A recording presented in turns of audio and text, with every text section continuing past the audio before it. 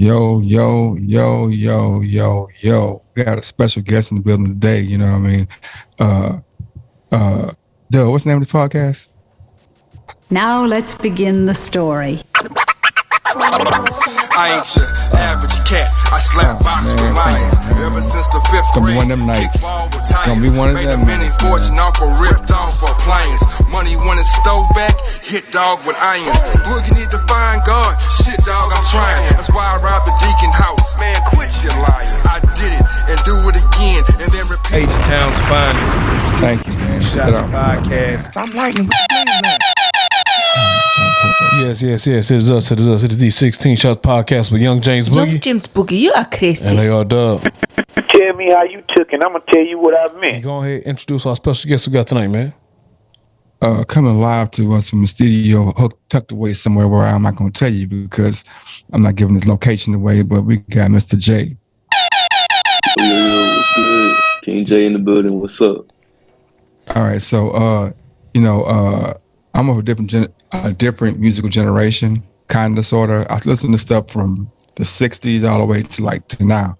But I like to ask up and coming artists like, who were your influences coming up, and do you emulate anybody, and what category of music would you put your sound in? I'm gonna go with the last question first. Honestly, I got it written on my wall. I got neo soul, alternative hip hop, jazz rap, R&B. That's my main genre right there. But for the most part, my influences big names like Kendrick Lamar, Tyler the Creator. I listen to a lot of diverse music too. So I don't just listen to rap. I listen to R&B. I listen to rock. I listen to all types of music. So coming up, some of my favorite artists weren't even really rappers. I was really listening to rock and shit, like Nirvana and stuff like that. I was that was me when I was coming up. So I'm from a music family. Everybody in my family is musicians too. So that's a big influence. I've been banging around on the keyboard since I was 2 or 3 years old. As early as I can remember, my dad had me on keyboards and stuff like that. So you play most of your music. You play it yourself, or do you work with other producers, or are you a one-stop shop? Honestly, I have the skills to be a one-stop shop, but I don't have the time to do that. So right now I'm trying to build up my fan base and stuff like that. So the main thing I'm doing is I'm going on YouTube, finding producers. I got a collective coming up tomorrow that I'm going to find a new producer that's local and stuff. So right now I'm focused on meeting people, making connections and stuff like that, and building up my fan base, building up my network and stuff like that. People I know I definitely know. We definitely know of some producers that are working in Houston that definitely do the full range of music, whether it be R&B, rap, soul, rock, the whole 9 yards, and they've been working with some artists around the globe as well. So before we leave, I'll shoot you some info on them people. But I wanted to ask you. Where do you see your music in 5 years? In 5 years, honestly, about 5 years, I actually want to be having at least some sort of traction in Houston, so that I can be making money on my own and stuff like that, and just be reinvesting in my music and stuff till I get big. Maybe I don't know what time I'll be blowing up, but I'm working on it right now. So hopefully sometime this year I can get a better following, or a bigger following at least, and then just go from there and have a network. That's what's up. The rap, urban music or music of our culture is so unique because it has roots in everything, right? So you have roots in rock, you have roots in Zydeco, you have roots in hip hop. Hip hop has rock and roll. You have all these different subgenres of our culture, and they intermingle. You know what I mean? So it's unique to me to hear the journey and the listening, the process of up and coming artists, you know, and seeing, okay, because you can see other artists influencing them, and for you to be cognizant of that is very, you know, just you saying I don't have time to be a one-stop shop is showing me that you have focus, because a lot of people will just try to do everything and be the jack of all trades, master of none, you know. So that's just showing you have a maturity level. So I'm definitely like focused on like my lyricism right now, and like building up my storytelling and trying to basically live my life so I can tell my story or tell my life through my stories and stuff like that. Yeah, because I got a lot of stuff, like a lot of stuff that's happened to friends around me, a lot of stuff that's happened to my people, my family, me included. So I'm trying to like build up my storytelling to the point where I can get to tell those stories about the people around me, and like even like the city around me, kind of like what Kendrick did with GKMC when he was you know, Sing About Me Down and Thirst and stuff like that. Yeah. Just like getting a piece of the culture from all around Houston, and then trying to like put together like a piece of work, like something that's gonna put me on the map at least. What side of Houston you from? I'm on the north side. North side. Grew up in north side? Yeah, I grew up north side.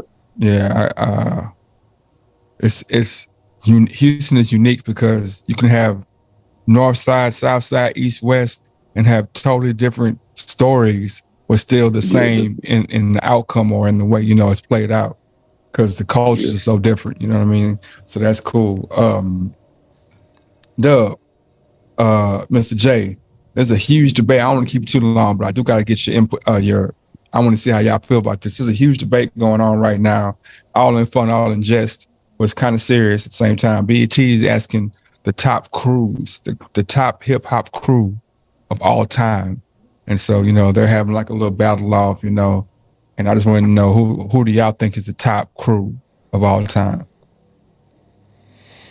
I'm gonna be honest. Y'all might hate me for this. I just said I'm a Tyler the Creator fan, so I have to say like the old Future is like, that's like the top crew. Because think about it, they got Frank Ocean, Tyler the Creator. Yeah. They got all these actors, rappers, singers, and all that stuff. They get like a big collective, and they all merge together and stuff. So I gotta say that's like, for me, that's like a top crew. They definitely.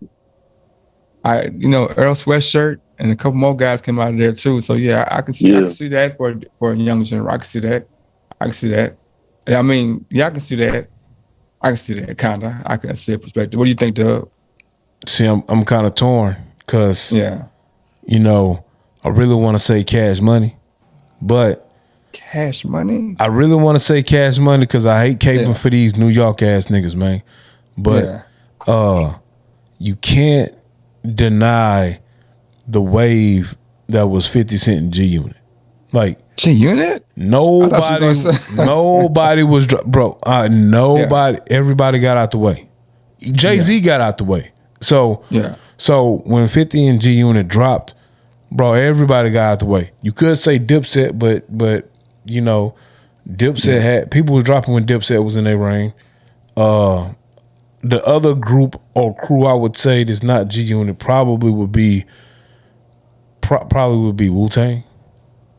Simply because of I can see Wu-Tang. Simply because of the movement they had. And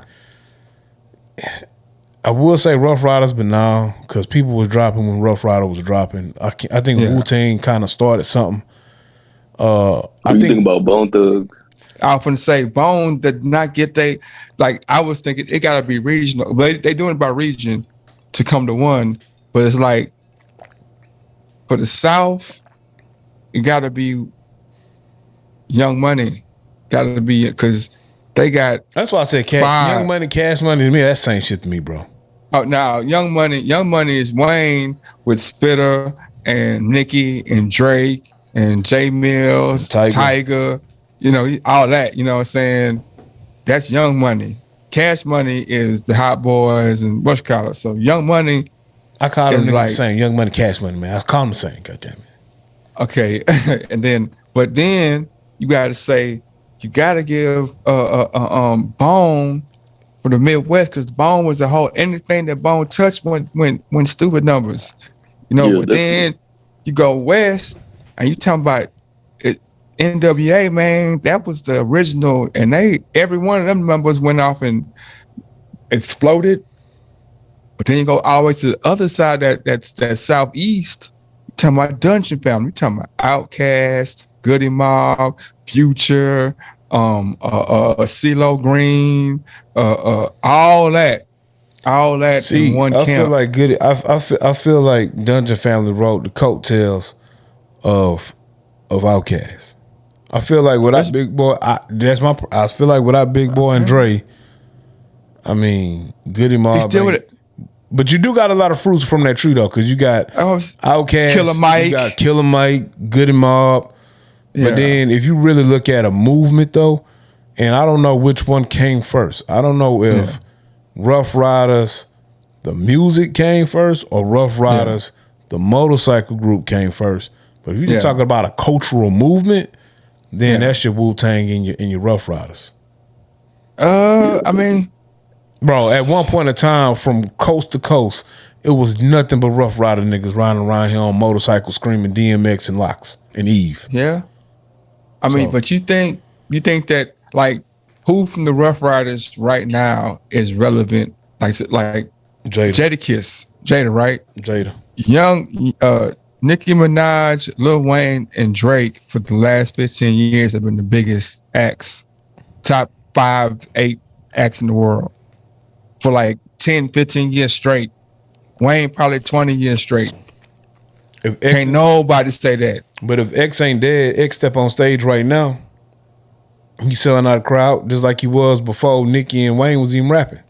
No, but I'm saying X ain't so out when R.I.P. the dead.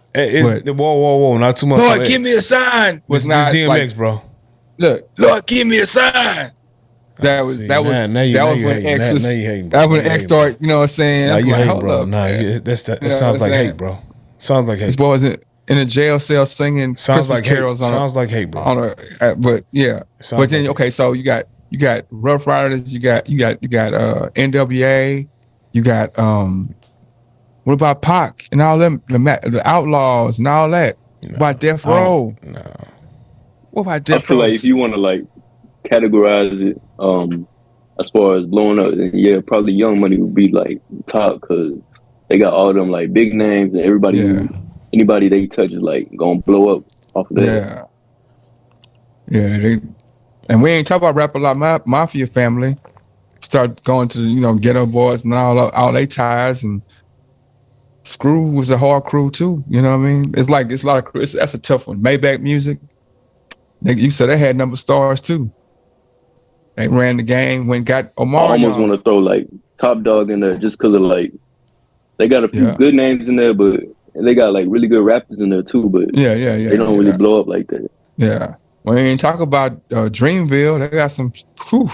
Yeah, definitely. Dreamville is like up there for sure. Yeah, you got JID, you got Boz, you got what's the second girl name? With her gorgeous, lovely self. But yeah. That's a tough one, man. It's gonna be a very interesting outcome. I want to see win. I'm pretty sure Wu-Tang gonna win though. I go with you, Dub, though. I think Wu-Tang gonna win because Wu-Tang Clan is like a institution. That's classic. Yeah. And then all they rappers one by one, they blew up too. You know what I'm saying? Like they all, so like I met the man on Power, ain't he? Yeah. So it is what it is, man. It was great having you on the show, man. We won't get you on another time. Could you give people your socials so they can know where to see you out, get your music at? The Instagram is King J Kriz, King JEIKRIZ. That's about it. That's all I really got for socials. That's what's up. Instagram. All right, appreciate it, man. Okay, one last question before you go. What's your dream collaboration? Dream collaboration? Yeah. Honestly, I gotta say either Smino or Kendrick Lamar. It's like, it says Smino. Yeah. Smino kind of like beast, two man. people don't want to get on the track. Yeah, for sure. Smino is cold. Yeah. But you know what? It's possible, bro. It's possible, man. Anything's possible, man. And it's very possible, man. You got some good music, man. So definitely we playing songs on the podcast as well when we can.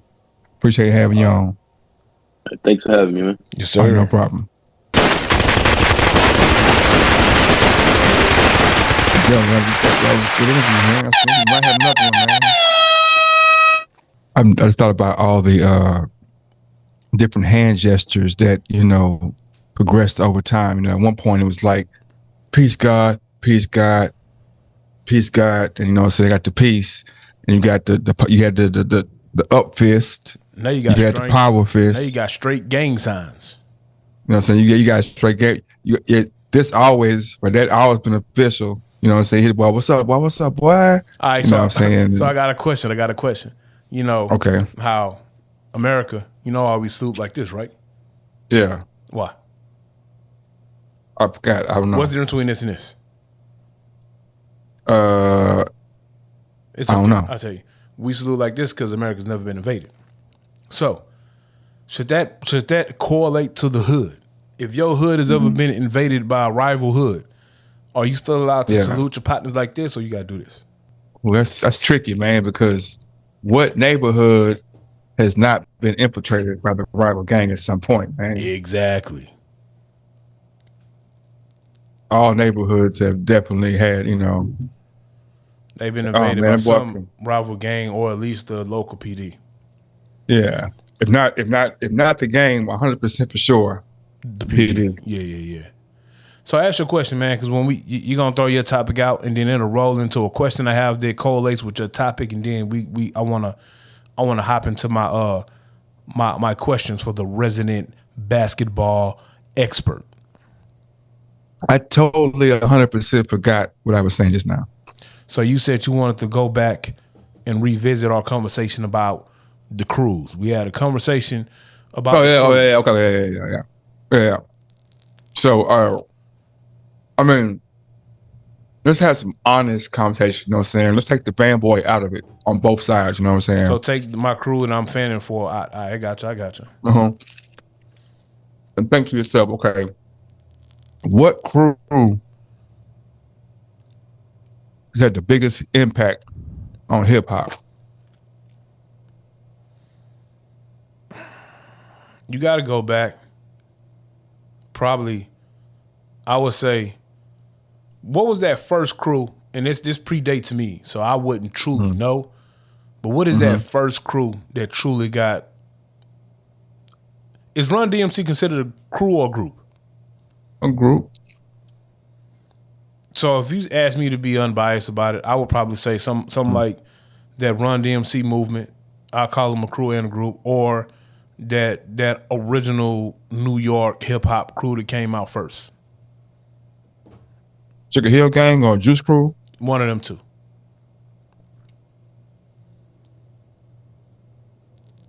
I kind of ride with you. My first thought was to say, like, okay, it got to be whoever really started it. They're the ones who kicked everything off. But then I can say that there are artists right now that have never heard of Sugar Hill Gang. You're correct. And they are 18 times as popular as Sugar Hill Gang ever been. Yeah, but so it's kind of tricky to combat that take, which I see the logic in that take. They might not have even had the platform to be what they are today without that first movement. Yeah, but it's like, what's better, the original or the updated version? So I would have to say, excuse me, I wouldn't say what's better, because as things evolve, the product evolved with it, and in some aspects became a better product. So 100% better with rap. Yeah, 100% better. The product has gotten better. I would say that without those originators, they wouldn't have even had the platform to get better. They wouldn't have had a start to get better from. Yeah, but I mean that's like, but it's just saying, like, that's for everything. Like if nobody would have, if Dr. Naismith wouldn't have made the baskets, then Michael Jordan would never been able to be Air Jordan. But would you still say who's more important in basketball, Dr. Naismith or Jordan. I think like, ooh, that's I think Dr. Naismith it's close. ultimately is the most important piece of basketball, and you can say Jordan. What is that word they use, bro? It's not. He transcended the NBA. I would say that, or what we know as the current superstar. But without the groundwork, he wouldn't have had a platform to do that. So I don't want to say I don't want to say better, because then I don't want to say who's most important, because true, we wouldn't have the game, or we wouldn't have in this aspect, we wouldn't have the hip hop platform if it wasn't for the Juice Crew, the Sugar Hill Gang, some of those early acts, Rodney Young, Joe Cooley, something like that. We wouldn't have it. But when you look at Dreamville, when you look at TDA, TDE, whatever they are, you know what I'm saying? No Limit, the Rap-A-Lots, the Death Rows of the world, the Bad Boys of the world, they were an important piece to that. Yeah, I agree. So I think it's tiers to it, bro. But I think like, to me, I always think like, okay, so not always, but in this instance, I would say I also think like, who is astronomically great? Like, there's one thing to step on the shoulders of something else, be like, yeah, you founded this thing, I took it to the next level. That's one thing, you know what I'm saying? You can kind of see that progression coming, you know what I'm saying, when things are growing. Well, so now I'm saying like, well, what artists are wildest dreams, like Jay-Z, like Lil Wayne, like Drake, like Nicki Minaj. Well, I will say this. I think when you say who's most important, when you say who was most in what act was most, or what crew was most important, that I think that could be one label of conversation. And then when you move to what is the greatest group, then that could be a totally different conversation. Because we could say we could say Sugar Hill Gang was the most important piece of this hip hop movement, and that can be true. But they're not the greatest they're not the greatest crew or group in hip hop. You can say, well, shit, Rough Riders was the greatest crew or group in hip hop. Now you can do that. So I do think those are two separate things. Same thing with basketball. Dr. Naismith, sure, he was the most important piece because he originated it. But let's say Jordan's the greatest, or Magic's the greatest, or Oscar Robertson was the greatest. You can do that. Well, the greatest crew is hands down got me Young Money now. Young Money?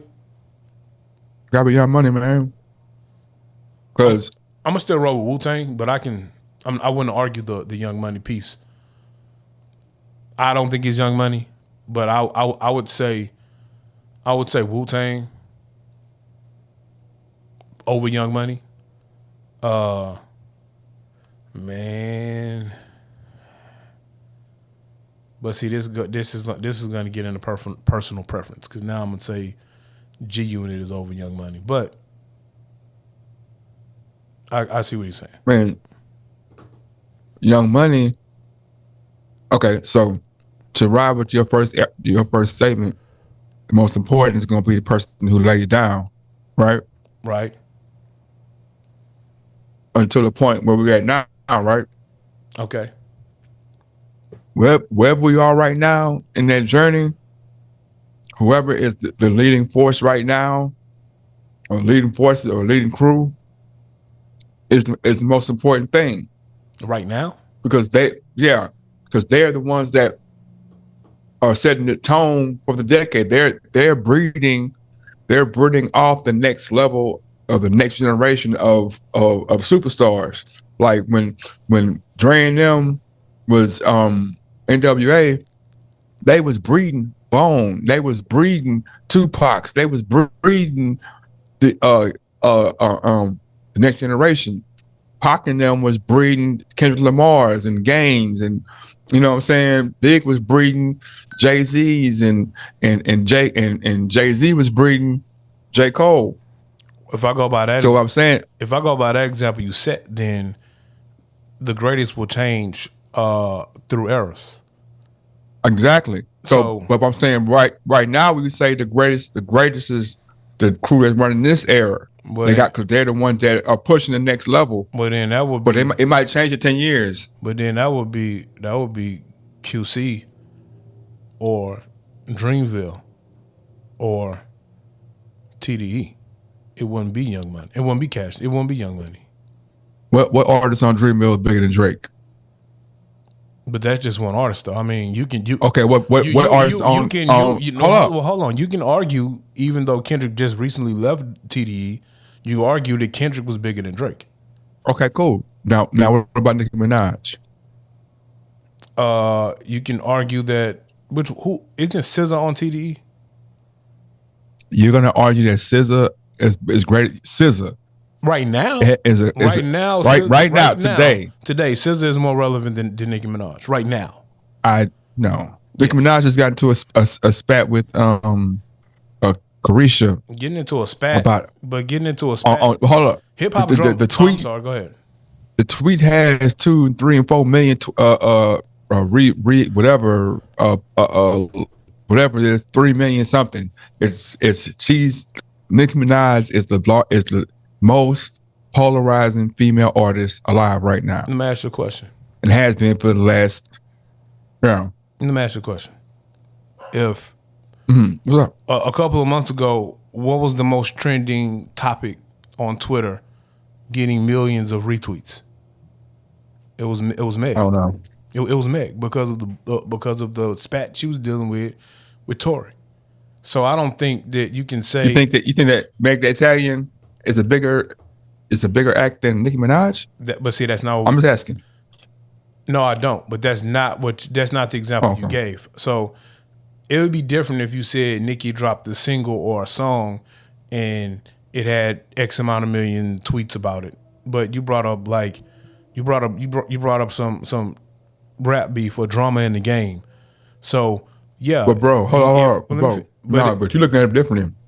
I thought the example would be strictly music based. I didn't know it would be all of that social media, lifestyle based. Like she got into a spat with Carisha, one of the hottest female rappers out right now. So it's gonna get retweets. Same thing, or it's gonna get it's gonna get some press. Same thing when Meg was doing her thing with Tory.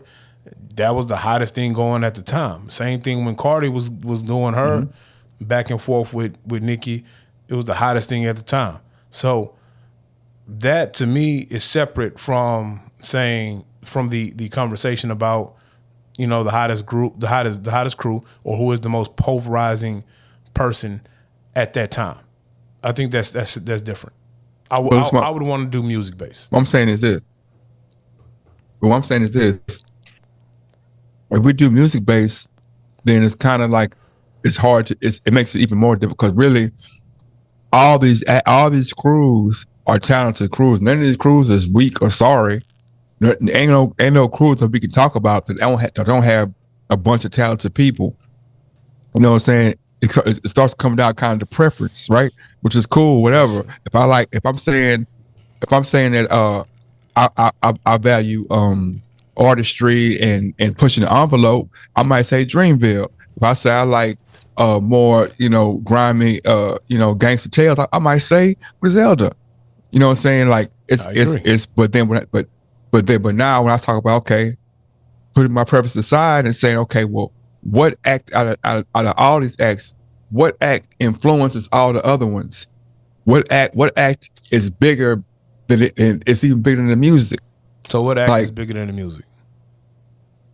Drake and Young Money, all of them. Drake, just them three. Drake, Wayne, and Nicki as Young Money. That's a lot, bro. That's a lot. I also think that's a lot of influence. I think in the last 5 years that you could say that the Migos, Lil Baby, was bigger than them. Honestly. Okay, well, you might be right. Watch this. 5 years before that, Young Money was big like that. They didn't been. Wayne had a 20-year run. Drake didn't have. Well, let's take away 20 run. With the Young Money, it hasn't been a year when Young Money hasn't had huge, been bigger than music. Whether it was Drake, whether it was Nicki, whether it was Wayne, whether it was Wayne coming back, whether it was Drake going It's Your World tour, or your girl tour. Like, you know what I'm saying? Like these boys in control have had large influence on hip hop over the last 10 years. Within the last 10 years, it ain't all been Young Money, because then you got to throw Maybach Music Group in there. Then you got to throw Cocaine Music Group in there. So when you say that, I understand what you're saying, and I don't, to be and honestly to be truthful and transparent about it. From when I take what I'm hearing you saying, I don't think it's a clear head and shoulders winner like that. You know, I think for a couple of years, for a minute, when Young Money was the hottest crew out, especially when Lollipop was dropped and all of that, Young Money was the hottest crew out. Let me pause real quick. You know what I'm talking about? I gotta make a pause for the calls. Recording in progress. Oh yeah, we back. No, I see what you're saying. I think the Eras thing, I could feel that. You know what I'm saying? So I agree. So yeah, Young Money. Who would be the top 3 for you? Well, if you're saying right now, I'm talking about for this. If you say top 3 all time, I'm gonna throw Wu-Tang in there simply because Wu-Tang was a real movement. You know what I'm saying? And Wu-Tang, they expanded. You know what I'm saying? They expanded from music to doing cinema. And even though, I mean, you might not like, you know, all of the Man with the Iron Fist, the second one, but, you know, the fact that RZA got like some movies off and actually acted in some good movies, and then, you know, you got Method Man, of course, is an accomplished actor, like right now. He's relevant in acting right now. And just the movement with Ghostface Killer and, you know, Raekwon, even though I don't think you're a huge fan of Raekwon the Chef, them dudes there, bro, they did their thing. So I think Wu-Tang is one. I'm from the South, so I'm definitely gonna say Cash Money and No Limit. And I feel like I gotta throw Rap a lot in there. And so that's what I'm saying. There's so many, because if you ask my top 3, Wu-Tang, No Limit, and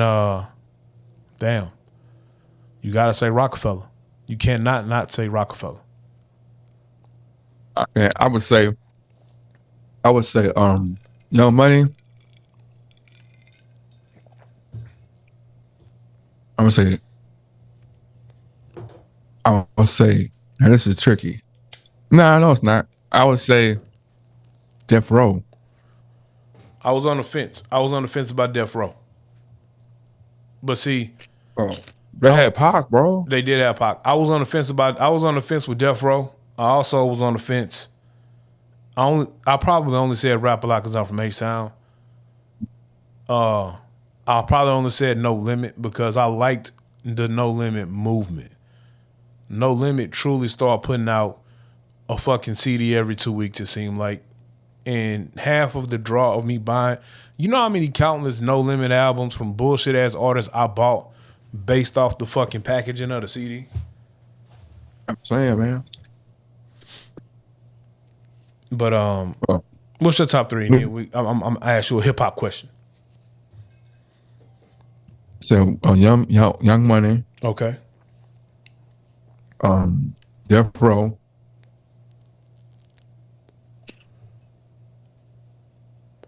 Can't argue that. And Bad Boy. Can't argue that either, bro. Bad Boy, we invented the remix. Yeah. Bad Boy. Yeah. Can't argue that at all. Oh, they had Total. And Faye, Big, introduced Jigga to the world. I had Mace. Now that I've heard your list, I mean, technically I had Mace and Cam and Jimmy, if you want to keep it a buck. And it had the Locks. Yeah. Heard the Locks. I ain't never had no practice with Cam and Jimmy though. So when Mace was on Bad Boy, Cam and Jimmy was like sidekicks, and them niggas was like, we ain't finna be dancing on top of speakers no more, bro. But they ain't putting no practice up though. Nah, I think Cam had his separate situation. Remember, these. But So yeah. Shoot. Shoot your question. When did hip hop evolve? When I was growing up, bro, and just younger, I remember artists KRS-One, Knowledge Reigns Supreme. You know what I'm saying? Slick Rick, LL Cool J, Ladies Love Cool J. You know what I'm saying? You had Nas, Jay-Z, Willie D. When did hip hop transition from shit like that? And some of those monikers, their music kind of coincided with that a little bit. You know what I'm saying? Knowledge Reigns Supreme. You know, KRS-One always was spitting knowledge. Nas was even spitting some knowledge, even though I don't think it really means niggas against society, but I don't know. How do we go from that to Spot 'em, Got 'em, Pooh Shiesty? You know what I'm saying? When do we get to that? We got to that basically as hip hop grew and you started getting the subcultures of hip hop. So when it came out, it was fresh and it was new and it was done one way. So, you know what I'm saying? It was understood already that when you rapping, it's about being positive. You know what I'm saying? Everything they playing, or you speaking a message. You know what I'm saying? Broken glass everywhere. You know what I'm saying? Just they was on. You know what I'm saying? Yeah, Cool G rap. Cool, but now he's a little different. But he's still Cool G rap though. Yeah, but Cool G was like one of the first gangster rappers. Everybody else is on like. So then, okay, so as it expanded, you start getting guys to start being kind of like tongue twisters and, you know what I'm saying, use more metaphors and like have flows. It wasn't like Cardi Blow, like it started being you had Kool Moe D's and you know what I'm saying, they started having Big Daddy Kanes. So but see, those are still pleasant nicknames in the hood. And even us, we all had pleasant nicknames. If I thought about this, you know, King Head, you know what I'm saying, Young James Boogie, Jabba the Rider, you had like 5 of them. You know, Droopy the Smooth G, you know, AR Dub, Casino Cash. You know what I'm saying? I thought about these nicknames, and I'm like, first off, who the fuck is trusting you niggas in the hood? I ain't riding with a nigga named Pooh Shiesty. Like, Shiesty is in your name, bro. Eventually, you're going to do some fuck shit. Spot 'em, Got 'em. I can't go to the club with Spot 'em, Got 'em because I already know if he sees his ops and spot him, he got him. With him. You know what I'm saying? Now, I do like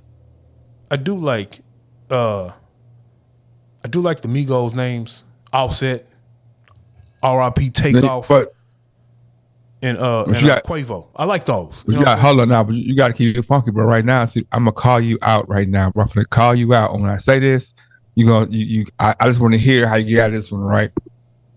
Don't be a LeBron fan when I say this, man. I want to hear it. All right, you ready? I'm ready. Let's go. What about Benny the Butcher? Oh, I love Benny the Butcher. What are you talking about? I didn't say no. What talking about? I didn't say I did. I was in the name. I love the name, bro. The Butcher's coming, nigga. But see, that's as bad as that's worse than Spot 'em, Got 'em. It might be. That's worse than Pooh Shiesty. This is Benny the Butcher. Oh, so I wasn't knocking the names up. Prime example, Benny the Butcher. Look, hey man, look, Benny, we cool, but I don't know if I can roll with you because you might butcher somebody. But see, I think that Griselda is heavily influenced in organized crime and mafia. So that's why because I feel like if I go roll to like Jersey and fuck with Italians right now today, it's a Benny the Butcher in their group, bro. And but see, watch this. And that's what I was saying about when rap started getting to the subgenres of rap, and you started having different types of people, like just like anything else. Like, okay, you have rock and roll, but then you have grunge rock and roll, then you have 80s rock and roll. You have people who gravitate to their, subculture within the culture. So now you have regional rap, and then you got Bloods and Crip rap. You got rap for people who are trip hop. And when you start getting them breakdowns, you get what happens is when one of them sprinkled in there, and yeah. So what happens is when one hits, like okay, Gucci Mane, right? Trap rap been going on. Gucci Mane hit, so all the big companies will shoot to try to grab that rapper or something associated or from that area, right? And so that's what we on. We on that wave, but like so. Pooh Shiesty and Memphis hit, so they going out. All these Memphis rappers coming out. Remember when Chicago hit? All them they was coming out. Like when Slim Jesus and all them niggas. Yeah, when back in the day when New Orleans hit, you know what I'm saying? When they coming out, everybody was whoa there. They were trying to find the next Cash Money. It was, but I mean, you had Lil Wayne, Juvenile, BG, Soulja Slim. Them still was, Yeah. But then you had the remember about the next generation, you had the choppers on Making the Band. You had the currencies. You had that's why Wayne is like that's why Young Money, because when Young Money came in on a legacy act, brought in 2 or 3 legacy acts, let them legacy acts go, brought in 3 more legacy acts. I guess that's live, bro. I always you can't nobody can say that like that, man. I always thought that Young Money was just Baby and Slim just renaming Cash Money, bro. Young Money was Wayne. First artist Wayne had was Currency. I understand it. I understand that Young Money was Wayne. I still feel like even though Young Money was Wayne, I really feel like Baby was pulling strings. Honestly. You think? I don't know. I don't think so. And that's not me saying Wayne dumb. I'm not saying that at all. I'm just saying Wayne. Yes, Young Money was Wayne, and he had his first. Currency was his first artist. But what I'm saying is, Wayne still was putting out a lot of fucking music, and I'm doing so. I had Squad Up. I had Gutter and them. I had Currency. I had Tiger. You did. Then I went re-grabbed Jay Mills. I had the little young skater dudes. I had Drake. I had Nicki Minaj. Let's not forget that Baby is the one who had to negotiate and pay to get Drake, not Wayne. But how did you get to the point? How did he get to the point to where it got to Baby because Wayne was doing the songs with Drake? Well, when it first came out, it was that's how I get to the point. When the imprint first came out, it was Young Money, Cash Money. And it is why I say it be to the day. Yeah, that's why I don't know. I mean, I'm not arguing that. I get you. I understand what you're saying. I'm not trying to take that away from Wayne. Give Wayne his props, man. I just told you. I just told you. I'm just saying. Look. I'm giving Wayne his props, but we are also talking about mixtape Wayne. Wayne, in that era of time, Wayne was still dropping hella music, drinking hella lean, smoking hella blunts. That's how great he is, man. I think that trying to shoot holes in that man game. I think Baby still had his imprint on that. Wayne, he per his artists and per him and per people that talk about him, all he do is record, skate, and record. That's all he do. Yeah. That's all he do. You know what I'm saying? He don't go out to clubs. He's record. He got studios. He shoots the videos at their house. Let they have a green screen room and do he like a savant, bro. From what I understand. Honestly, I think most of your successful artists, that is what they are, bro. I think most of your successful artists, they're damn near recluses. So in closing, I think Griselda, even though you got Benny the Butcher, Conway the Machine, and the Fly God himself, them niggas love WWF/WWE. And I really think them niggas wanted to be wrestlers and Buffalo Bills players. But no, that's all I have for that, man. And we can roll into the next segment. If you ready. I'm ready. All right. Resident basketball expert, Young James Boogie. Yes. I get buckets. AKA El Flacco, AKA I get buckets. All right. I got a series of questions. And I want your honest truth. Oh, first question, in no particular order. This ain't a GOAT conversation. I want to know James Boogie's top 5 NBA players of all time for him. And then I'll give you mine. But if ESPN came to us and said 16 Shots Podcast, I want y'all to individually give me your top 5 players of all time. Shoot. All right. Don't have to be in order. I'm going to ask you what your number 1 is, but don't have to be in order. Yeah. Jordan. All right. Hakeem. All right. Magic.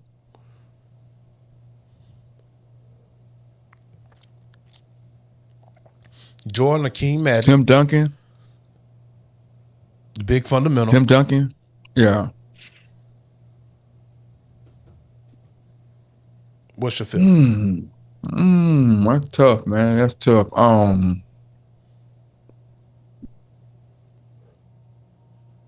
Jesus. Give me. Jesus. That's tough, man. That's tough. That last one tough. Man. Give me.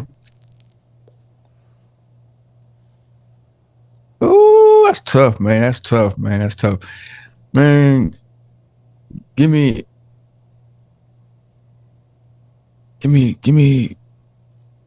I got a large one.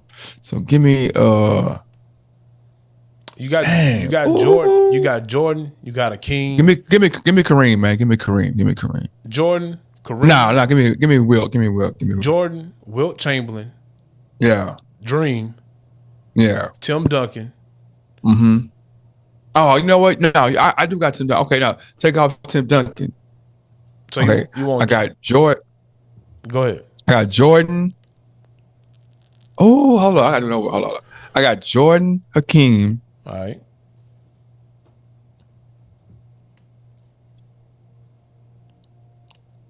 I got Tim Duncan. Jordan, Hakeem, Tim Duncan.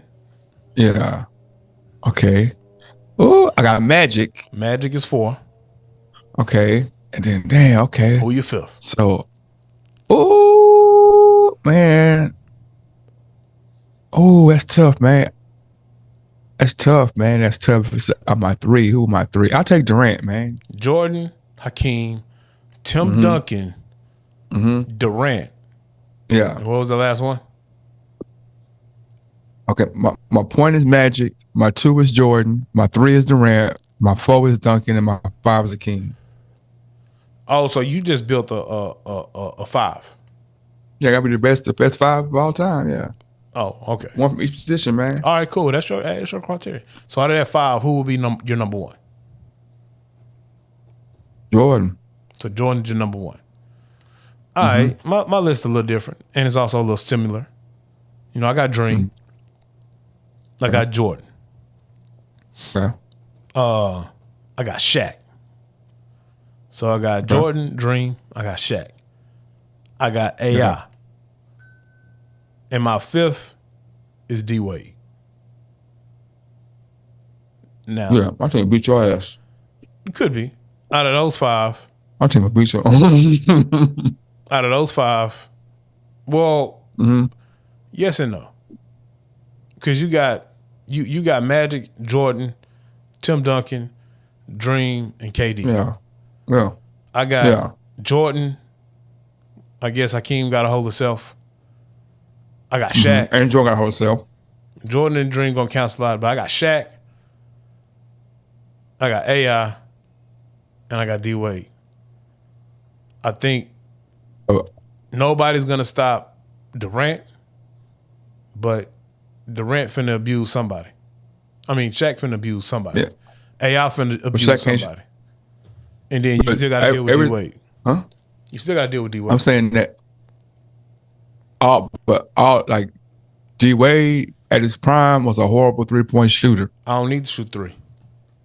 Okay, but we got two of the coldest 3-point shooters all time. I'm dominating the paint. Over Shaq, and we already see what Hakeem did to Shaq. Hakeem and Hakeem canceling each other out though. Or what about Duncan? We seen what Duncan did to Shaq too. they did Duncan that 5-1. They did. He had to go through Lakers, but they did that to Shaq before his prime. When Shaq was in his prime, he was the most dominant nigga. Period. Now again, when Shaq hit his when Shaq hit his prime, he wasn't dealing with prime Tim Duncan or Olajuwon. That wasn't even in the league no more. And of course, my number one. And it was because Duncan didn't play LeBron in the championship, bro. I don't think Duncan was in his prime though. I just think Duncan was still fucking awesome and good. However it go, Duncan 5-1 in the championship, man. I'm not debating that. That's fine. And I had to go through Shaq and them in some kind of way to get through West. No, it'd be a good. The way he can't shoot though. That's what I'm saying. Shaq and D Wade would be the ones have to step their game up. The Wade was a beast though. Yeah, he went and got him one by himself. Well, he had Shaq with him, but he put that team on his back and dropped 40 a night. He did that. Yeah, so I just wanted to get your top 5. So I heard a stat. Oh, it's my second question before I get to my stats. Mm-hmm. Is Scottie Pippen a fucking hater, bro? Pippen is pretty intelligent, man. So with that he's saying, is he bitter? What he's saying is, like, it's true. Like, Jordan was selfish his first years before Pippen got there. Okay. When he said he was a horrible player, he premised that at first saying basketball is a team sport. It is. And so he was like, he was a horrible. I seen him play if I got there. He was a horrible player.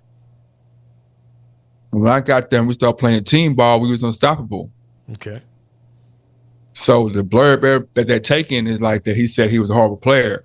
But what he was saying, but you know what I'm saying? But Pippen, I know Pippen is doing that probably for the views or attention or just to be, maybe it is spiteful, I don't know.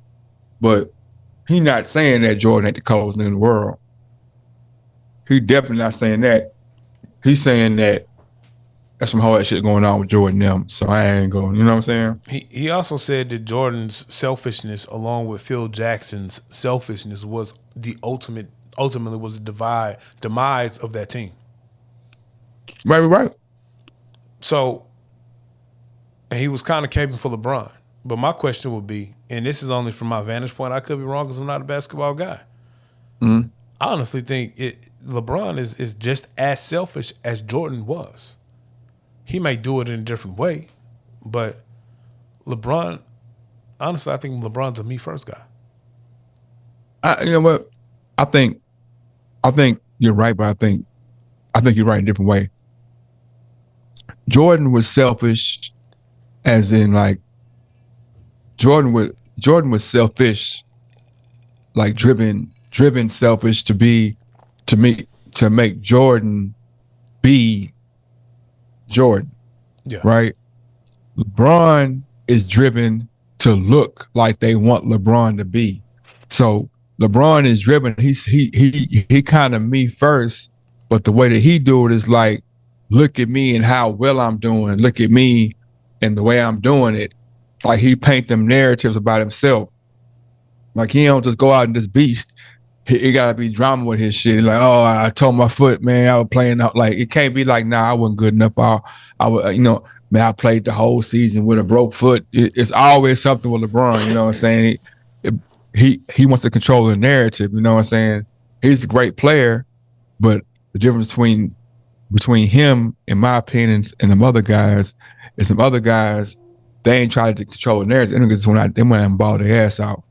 They went out and did what they did. You know what I'm saying? Even if it was trading teams or if it was some stuff, but when it came time to hoop, it was never no tactics, man. Or no, it was, man, we out here balling, man. The nigga be flopping and all types of shit, man. You know what I'm saying? That's why the greats look at him. Well, the ones who criticize him, you know what I'm saying? That's their gripe. What's my gripe too? But that's how it seems. You know what I'm saying? Yeah, I think ultimately LeBron, he's a great player. But I mean, everywhere you go, it got to be about him. He got to be the GM and the player. He got to tell the coach what to do. He got to move players around. He got the Lakers a mortgage in their future. A lot of these guys that he couldn't play with are in other spots in the league, and they doing their thing, bro. But my second piece to that, it would be that, let me ask you a question. You know basketball better than me. When I truly look at LeBron, I feel like the last 5 years he has been a second or third option. That's the role he should be playing. I honestly feel like when he went to Miami, honestly, he should have been the second option. But because D-Wade body started breaking down on him, he had to throw the keys to LeBron, and Chris Bosh had to change his game to fit LeBron's game. Yeah. I think if D-Wade's body wasn't breaking down, I think D-Wade would have always been the first option on that team. I think LeBron was the second and third option since Miami. He should have been at least. The only thing about that is, but now because once you brought LeBron to the team, the dynamic of the team, like D-Wade was an on-ball defender, and he had the ball in his hands. You know what I'm saying? He's the point guard. Yeah. LeBron the point guard now. Even if he's second fiddle, he's still a point guard. Yeah. So because of the way he playing downhill. You know what I'm saying? He playing downhill. So I need you, whoever you are, who I don't give a damn who you are, to go over there and spot up, man. I need the other guy over here in the short corner. I need somebody for this high screen roll, man, so we can get to the rack, man, because can't nobody stop me going to the rack. You only change that dynamic and give him the keys to that car simply because, like I said, D-Wade's body was breaking down. He had knee issues that whole tenure. LeBron was there. If this was, I'm saying, like, how are they gonna play that, man? Like, I'm just asking, like, how do you think they were gonna run the offense with LeBron? You think he's gonna go toe up in the corner, and D-Wade bring it up, or play down in the paint where he should be? But he ain't never played down in the paint. That's what I'm saying. Well, I'm not saying that he can. When he ain't never played in the paint. I'm saying apparently he can. Look. LeBron James lovers tell me he can play anywhere on the court. He can play on ball as a point guard. He can play in the paint. He can bang. He can hold 1 through 5. This is what I hear, bro. I mean, he can in a sense, but like he can, but I mean, that's not how they run the offense. That's not how any in his whole time in the league, it's never been like LeBron posts up on a block, 2 dribble, dream shake, or no, that's not how he plays. You know what I'm saying? Well, D-Wade say he can. D-Wade changed his game. D-Wade went from having the ball in his hand as a point guard coming up the court to turning into somewhat of a spot up shooter. He had to adjust. He never turned to a pop. Let me start running. I said somewhat of. Man, when they switched it up when LeBron got there and they started running, everything was a fast break. Oh, everything it was we just running it. You know what I'm saying? Because D-Wade can't shoot. D-Wade not a shooter, man. That would be wasting the body, bro. That would be wasting a body. That's like putting what happened is we just seen just now when we came with Russ and told him go sit in the corner. Russell Westbrook. But I'm saying that's what you got to do. Well, let me ask you a question. Why they didn't use the same concept of LeBron when it started running with Russ? Why didn't you use the same concept? Russ is just a similar player to D-Wade. But Russ but in the same way, he need the ball in his hand. So you saying mentally he could make the adjustment that D-Wade made? No. Gotcha. Everybody had, bruh, this man went from triple-double the year before. They talking about he almost MVP to come off the bench. Okay. In 6 months. Like, that lets you know that the system that we run, we gotta get a whole new, you gotta come on and change the pace, man, because what you want to do, and we can't, like I said, you can't toe up. You're not going to toe up, man. You are talking about the man who waved off KD. So All right, cool. That was my question. You know, I defer to you, so I'll defer to you. So the recent these recent talks about GOAT talk again, and you know, a lot of people are saying LeBron is definitely not the GOAT anymore, and now I got people bringing me stats about why LeBron definitely is the GOAT and fuck Jordan. One of the stats that was brought up was at 38, no other 38-year-old has had the productive season that LeBron had this year. To that, what do you say? That's true. What 38-year-olds are you putting him up against, though? I would ask. Like Jordan at 38, what was he doing? Man, he was like 20-something game, 22. And what was LeBron this year? Like 22, 23. So they had similar numbers. Yeah. Is there any other 38-year-old? Jordan didn't have. Go ahead. Jordan didn't have AD though. He didn't. What was he at? Was he in Washington? Jordan didn't have. Yeah, when we started, he had Kwame Brown and Rip Hamilton, old Rip Hamilton, and Chris Whitney. Did you say and Christian Laettner? Rip Hamilton was old then? Yeah, when Jordan. Damn. He was. I mean, he had played all of me with the Pistons and got traded from the Pistons to come to the Wizards, man. I didn't realize Rip was that old. He played with Jordan. I don't know why I thought they had that run after Jordan left the league. Damn, that's crazy. He the one that when Jordan hit the winning post. I don't know if that was his first years or his last year, but he played with Jordan though, and he wasn't balling. And he had braids. He didn't have braids. He was bald. Yeah, I don't know. Let me see. And my second question to you would be: someone said every team LeBron has left turned into a lottery pick, but when Jordan left the Bulls, they still were a playoff or championship contender. What do you say to that? Is that an indictment on LeBron's greatness? No, I'll say that it's true. Well, if you dig into the truth a little more, you'll see. I kind of looked at Cleveland. The first time he left Cleveland, I think LeBron was everything Cleveland had. I think that first run with Cleveland, LeBron willed them as far as they got. They were on the backs of LeBron. I think when LeBron left Miami, again, he left Miami with a breaking down D-Wade, and then Chris Bosh had a freak health accident where he had to bounce. And now he's with L.A. And if he leaves L.A., they might become a lottery team, but some of that is because he had to mortgage half their future for one chip. So I don't know if that's an indictment on his greatness or an indictment on he fucks up shit when he leaves. And I also think that Anthony Davis is not as soft as people think. I don't know if he wants to play with LeBron anymore. I feel like we had a similar situation with Kyrie in Cleveland. I think Kyrie was tired of playing with LeBron.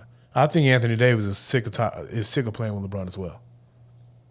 You think he's faking injuries, or he like this? Like, oh man, it hurt a little bit. Well, no, I don't think he's faking injuries. The street clothes shit is funny. I don't think he's faking injuries, but I also think he's tired of playing with LeBron. I think the AD that we saw in New Orleans is not the same AD that we see in LA. I mean, we saw that AD in the bubble.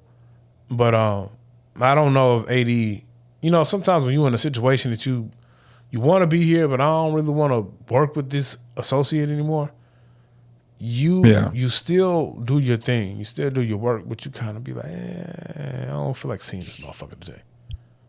You give an 80%, not 100%. Exactly. You know, I might give 75 to 80% instead of that 110 that I usually give. Yeah. And just by like, you know, I heard niggas say, well, last shot of the game, LeBron drove to the hole, and instead of AD crashing, he ran to the 3-point line and started waving his hand. I think that's twofold. Because we down by 2, nigga. Because I think when LeBron missed a shot, there's a frame out there with LeBron missing the shot and bitching, and AD kind of walking off like, man, some bullshit. And I don't think that was a walk off saying that this was some bullshit by the calls. It looked like AD was like, man, I'm sick of playing with this nigga. I mean, I can see the perils. I mean, AD just he kind of even if he feels that way, he ain't showed up. But like, he ain't show up this series. He ain't show up. It was him. You're right. Yeah, he didn't show up, man. So like I think he had one game, but then they were playing from behind. Didn't he so drop like that's 40? another thing. Yeah, best thing they were playing down by 30 to that game. They came back, but they was down like 30 and 20 the whole game. So it's like he ain't really show up, man. And Joker, this man triple double on you, man. He did. This man averaged triple double on you, man. And I know 11, you know, like 30, 12, and 10, man. Look, Joker was doing some of the Marcus Aldridge shit. You remember when Marcus Aldridge played the Rockets that one season, bro, in the playoffs? Yeah, and went off. He went off, but it wasn't the lack of defense being played. Every time that man put a shot up, it was a hand in his face, and he was just draining them shits.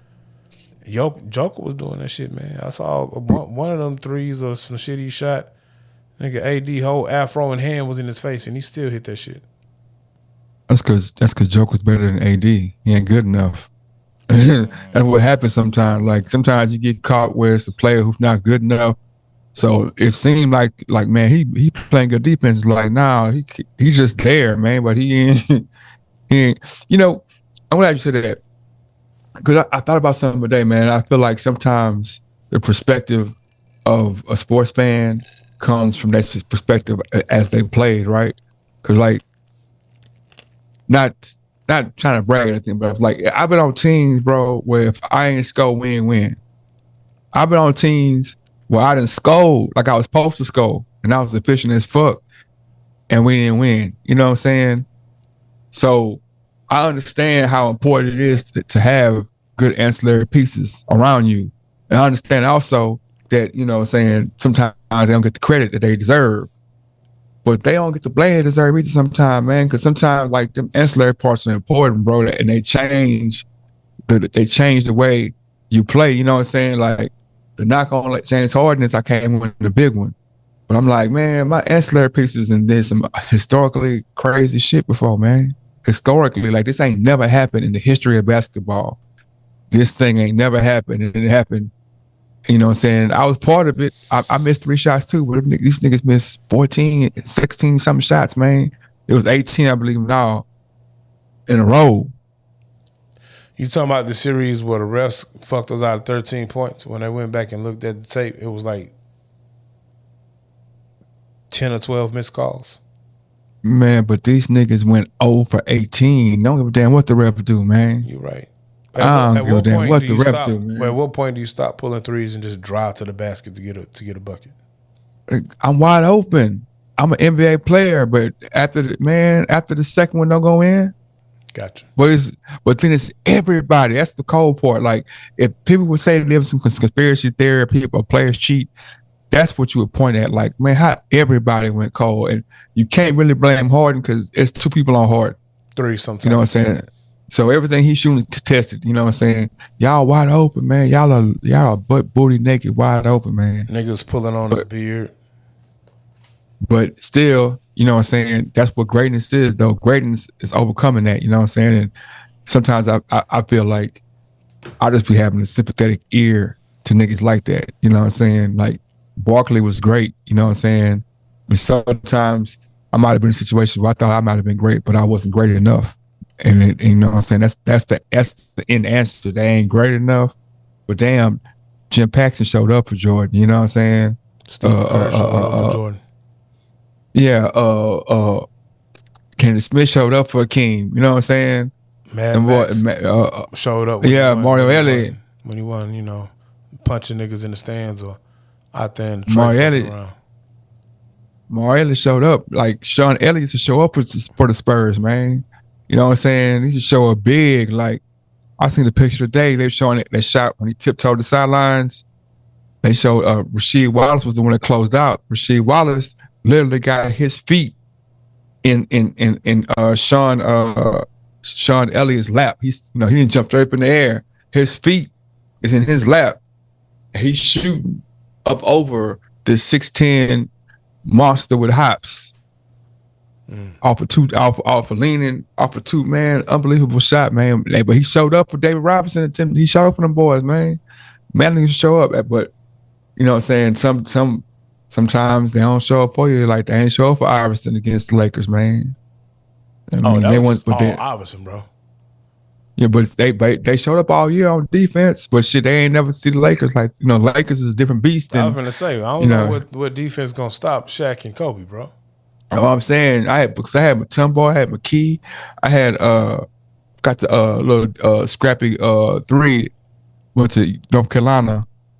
George Lynch. I got some goons with me. I ain't got no hoop, but I got some goons. That ain't enough for one Kobe Jellybean Bryant and Shaq Diesel, bro. That ain't enough. Yeah, that's what I'm saying. And then they had some ancillary pieces too, though. They had sniper. They had Derek Fisher and a couple of snipers on his squad. Was Big Shot Bob there yet? Yeah, he got one of them. That's what I'm saying, 1 year. Bro. Yeah, he showed up too. Robert Orr showed up for Keem, and he showed up for everybody. Oh man, by the time he got if all Robert Orr got to do is shoot threes, bro. Hey man.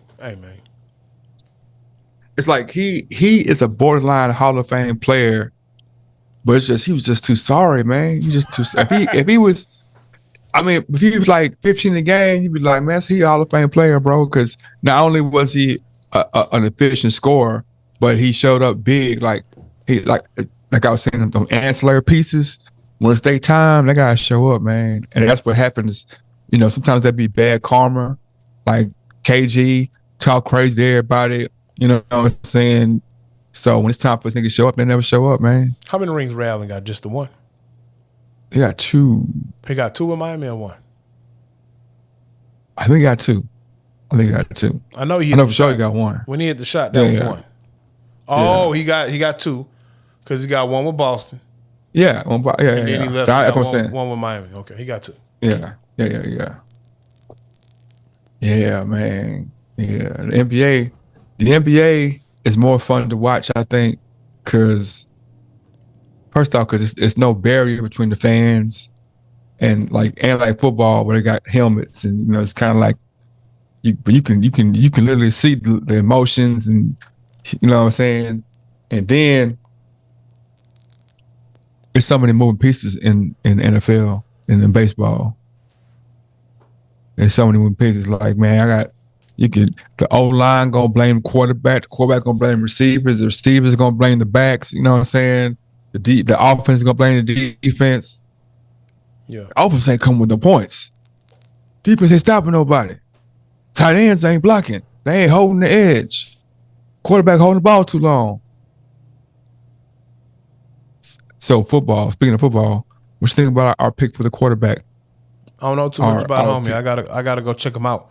He's supposed to be pretty good. I don't know too much about him. I'm finna go do some research, watch some old college film, get ready for this NFL season, man.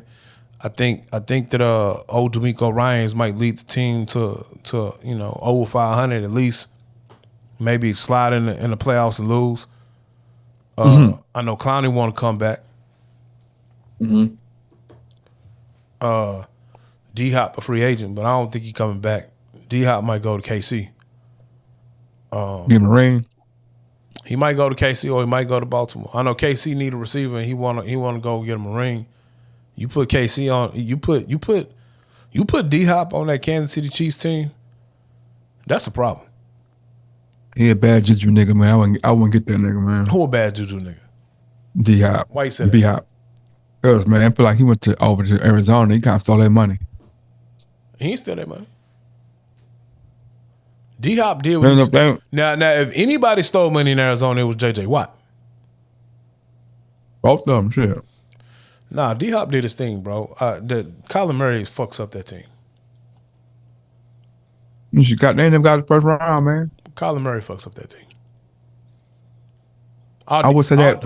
All D-Hop can do is catch the balls that are thrown his way, pause, and he does that. If he don't do nothing else, he do that. They was like 12 and 16, man, or 12 and 15. 12 and 5, something like that. They had They had a hell of a record a couple years, man, and just got beat up in the first round. But you got to realize some of that shit was the NFL caught up with Cliff Kingsbury's scheme. And then the second piece of that was Kyler Murray be fucking up. I don't think Kyler Murray is not as disciplined as he needs to be, especially as an undersized quarterback. You know what I'm saying? He don't do the shit that Russell Wilson does as far as intelligence on the field. And even Russell Wilson got exposed. Look, being in the right scheme to fit your talents, it does wonders. And to see him out of that scheme that was in Seattle, that was created for him, and you see him in Denver, out of that scheme, you see how bad he looked. And you see how good Geno looked once he got in that scheme. So coaching goes a long way. I just think that Cliff Kingsbury, they got up to a scheme. So, I don't know. Like you don't like Kyler Murray. I don't have no issue with him. As a football player.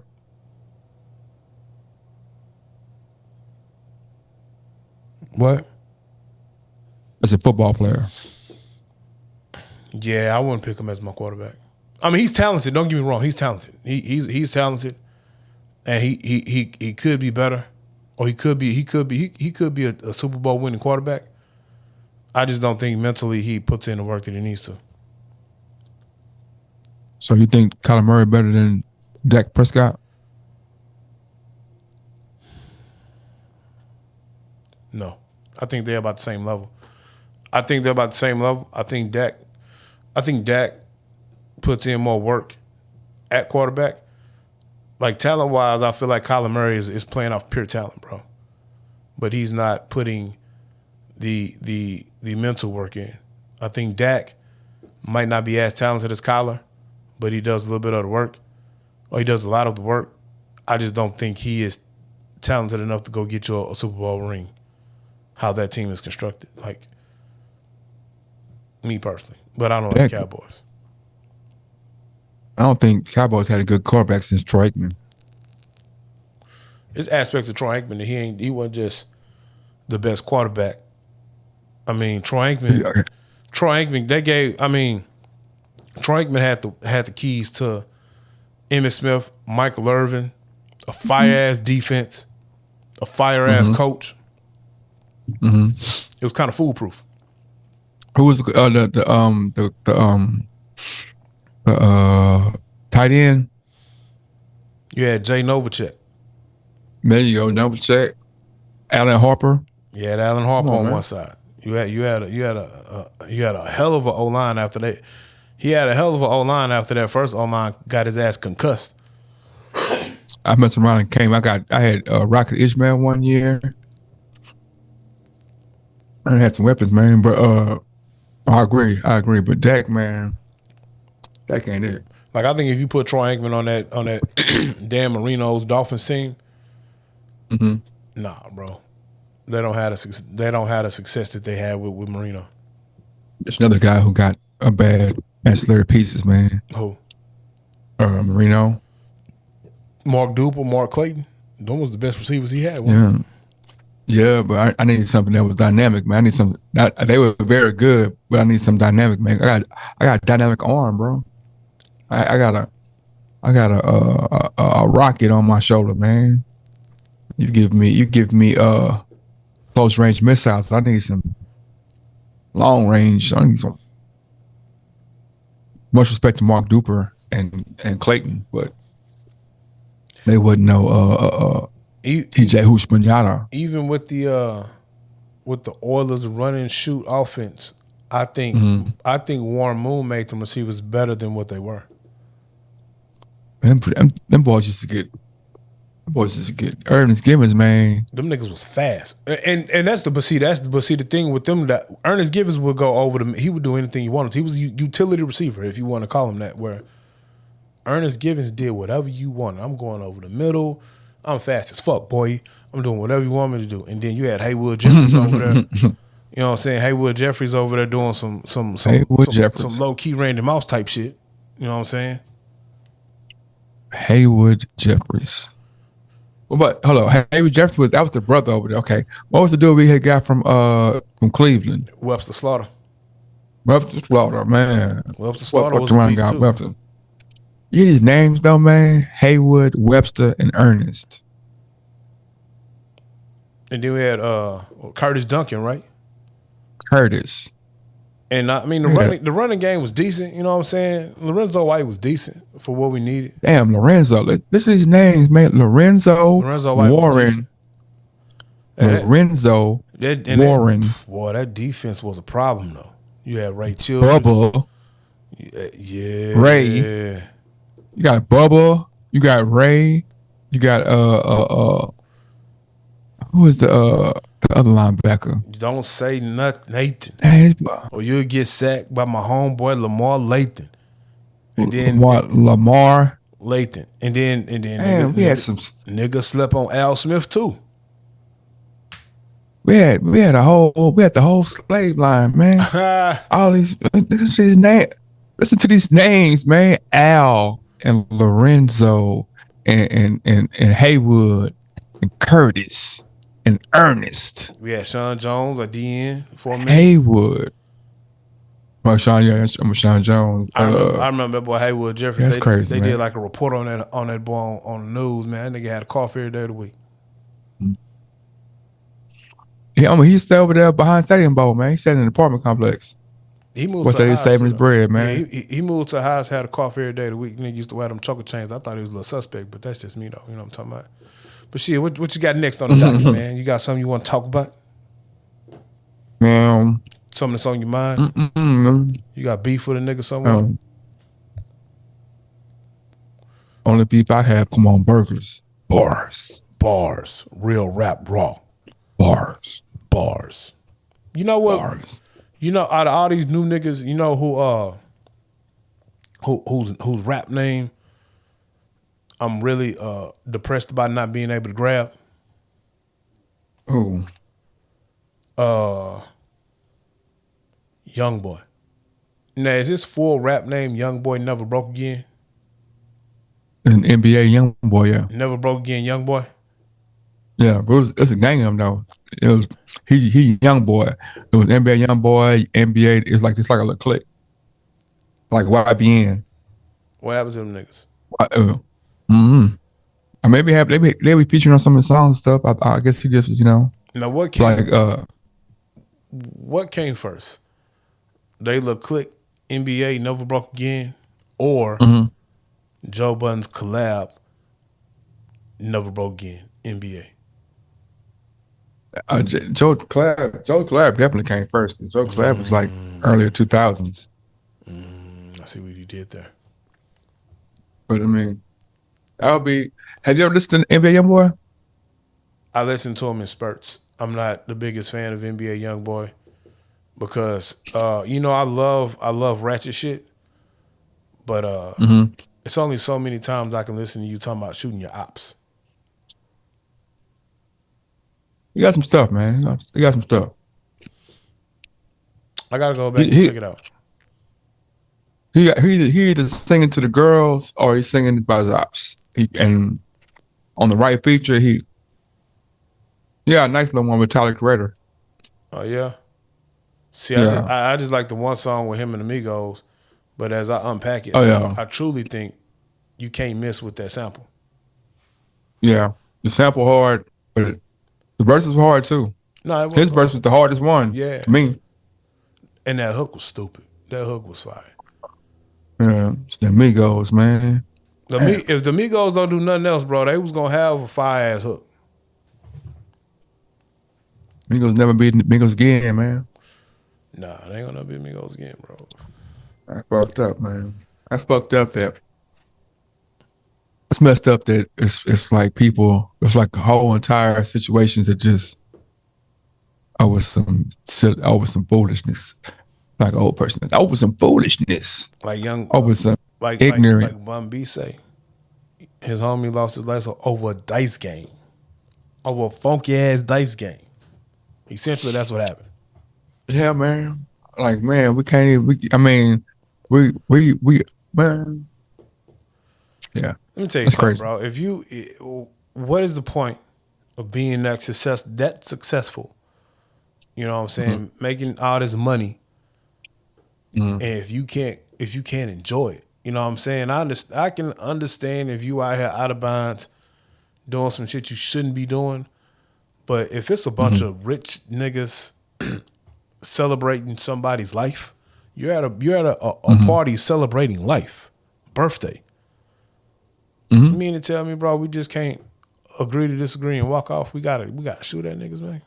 At the bowling alley? That's crazy. At the bowling alley, bro? That's crazy. That's crazy. Yeah, I mean, when you, I ain't even go. I'm not gonna even go there. It's late and no, say not late. I promise I won't argue. Sir. I promise I won't argue. Say what you're gonna say. No. It was gonna be a 2A joke, but a who? A 2A joke, but no, say it. I would love to hear it. It's when anybody can get a gun, anybody has a gun. Yeah. But a lot of these guys, man, they ain't doing it. They're not getting the stuff the right way.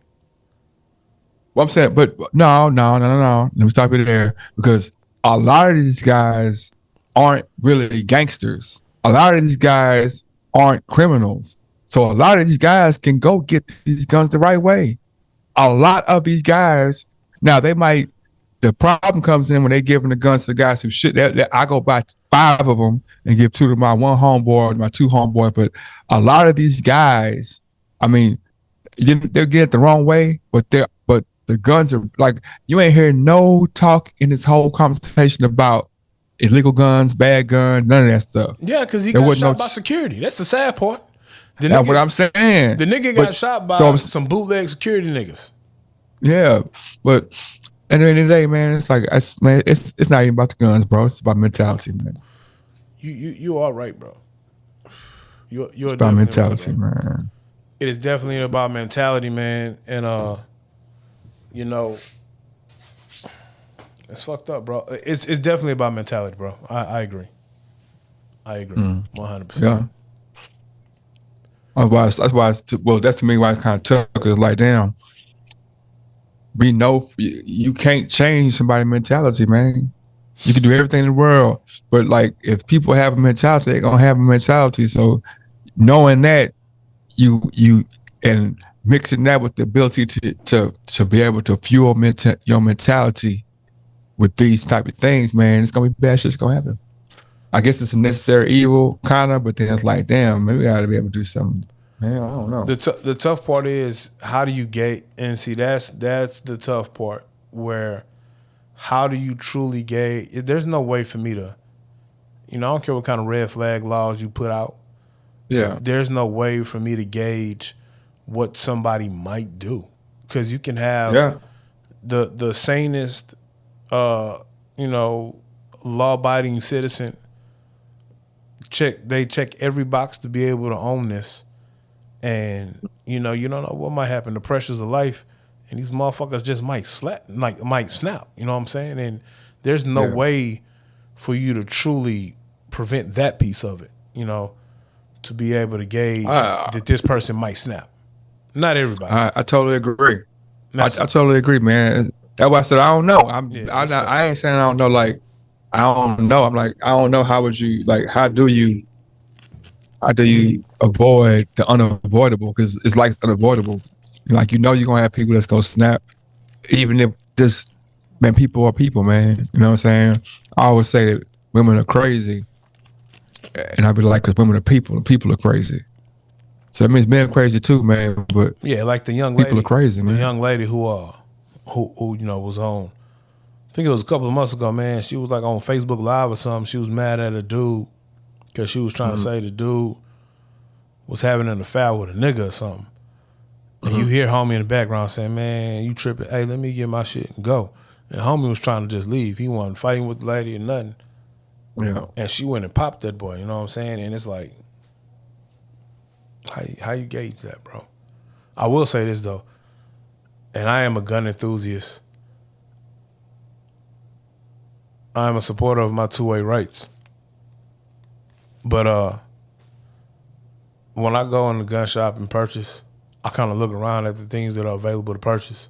And I look at this shit and I'm like, oh, hold up, man. I need that 100-round drum. And then I sit there and think about it like, what the fuck do I need a 100-round drum for, bro? You know what I'm saying? Like, you know, I own these rifles and guns. And, you know, it's for defense, for home defense, you know, for protection, for sport as well. And I look at all those three things, or the reasons why I go purchase it. And I'm like, yeah, I don't need that. You know what I'm saying? And I'm not gonna go. I don't feel like I should go be able to purchase this just because it's my right and I want to. Like, there's no need or necessity for me to go buy a 100-round drum to put on my rifle, bro. At no point, look, if a nigga breaking my eyes and I need 100 rounds to make them leave or kill them, something wrong. 100 rounds, that's a lot of bullets, man. That's a very, and I ain't gonna say I need 100 rounds for sport, bro, because then that's a very expensive day at the range for me.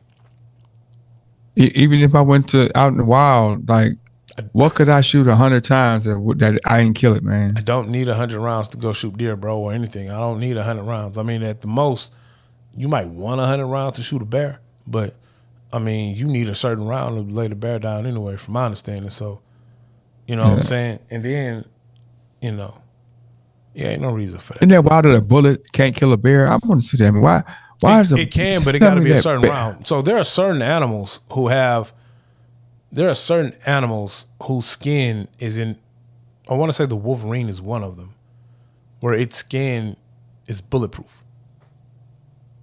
That's crazy. I don't think it's bulletproof. I think it's very, very taut, though. Because I know the badger's one of them. The wolverine is one of them. Or is it the honey badger? One of these things, bro, honey badgers. I can't lay it down with a regular AR round, bro. I can't. It's like you got to do some weird, crazy shit, like cut his head off or something. You can't lay it down with a round. Some of these fucking these wild boars, bro, you got to hit that hole like 3 times. You know what I'm saying? If you don't have the right round, that nigga gonna charge you and take this shit. But you know, see, animals you can't kill with a gun. Tell me what it is. Tell me what land animal is the hardest to kill with a gun? What they say? Okay, hippopotamuses. I ain't fucking with no hippo. Fuck that. Elephant. I'm definitely not fucking with an elephant. You gotta have an elephant gun. Yeah. Rhino.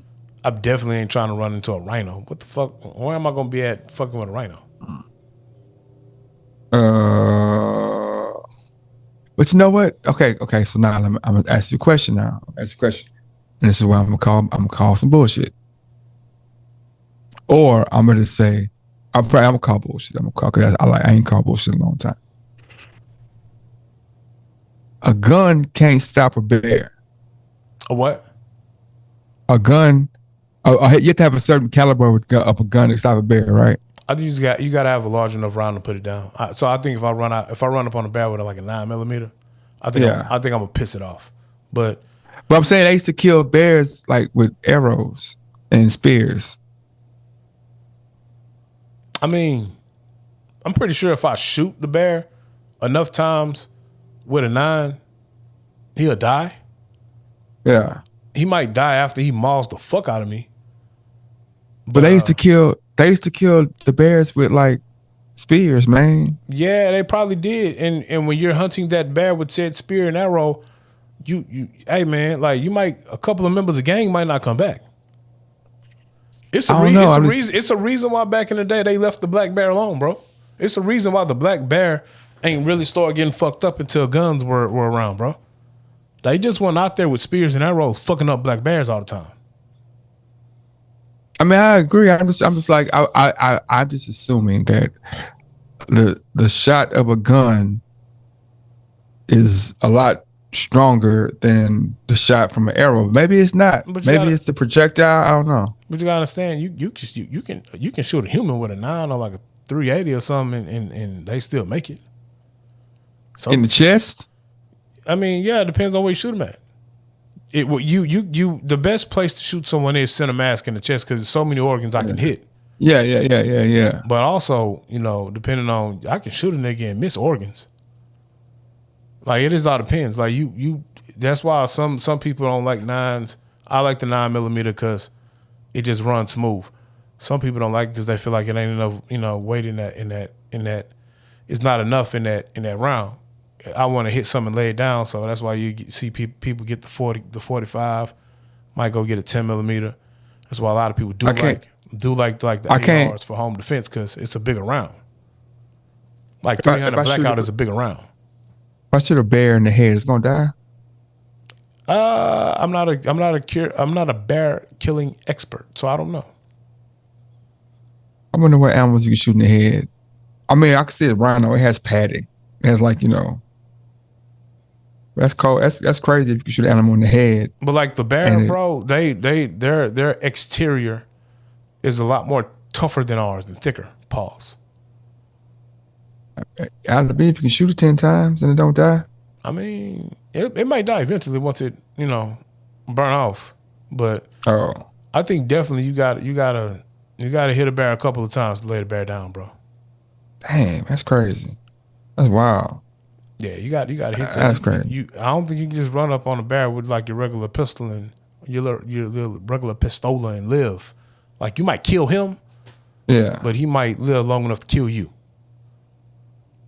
Damn, but nature's a motherfucker, ain't she?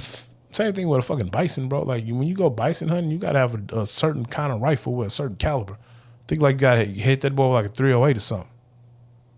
Why people will hunt anything, man.